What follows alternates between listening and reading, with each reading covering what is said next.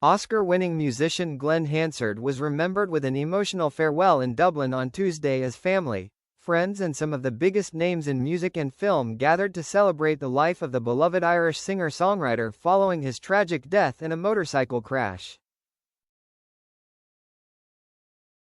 The funeral at St. Patrick's Cathedral drew a host of high-profile mourners, including U2 frontman Bono, actor Steve Coogan, The Commitment's star Angeline Ball, singer Imelda May and former Irish President Michael D. Higgins. Hundreds of members of the public also lined the streets, while many more watched the service on large outdoor screens after thousands had already attended Hansard's public wake the previous day. Hansard, who died aged 56 in an early morning motorcycle accident on the outskirts of Dublin last week, leaves behind an extraordinary musical legacy. He rose to international fame through The Commitments before winning the Academy Award for Best Original Song in 2008 for Falling Slowly, which he co-wrote and performed with Markétar Glóva for the acclaimed film Once.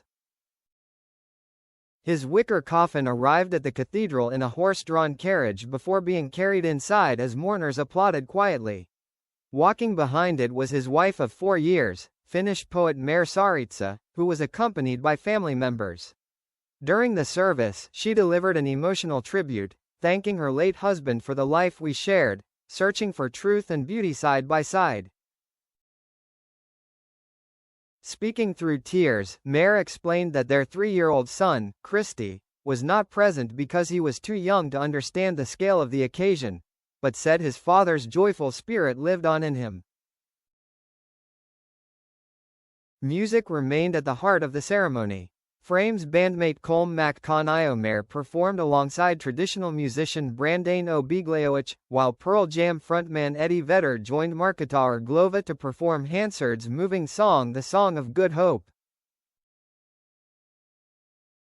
One of the most memorable moments came when Bono recited a heartfelt poem before unexpectedly breaking into U2's classic Beautiful Day, creating an emotional atmosphere inside the cathedral. The service concluded with Hansard's coffin leaving the cathedral to Bob Dylan's Forever Young, bringing an emotional close to a celebration that reflected both his remarkable career and the generosity that defined his life. Beyond his success as a musician, Hansard was widely admired for his humanitarian work.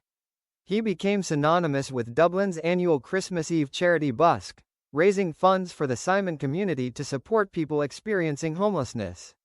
He also campaigned on issues including Ireland's housing crisis and support for Ukraine, regularly using his platform to advocate for those in need. Following his death, Bono paid tribute to his longtime friend in a deeply personal statement, describing Hansard as a smiling rascal and the voice of the streets.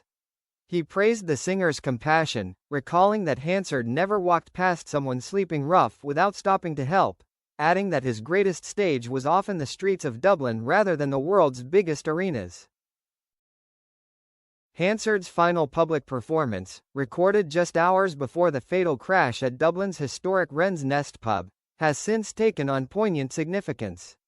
Fans have shared the footage widely online, calling it a fitting final gift from an artist whose music, humility and kindness touched audiences around the world.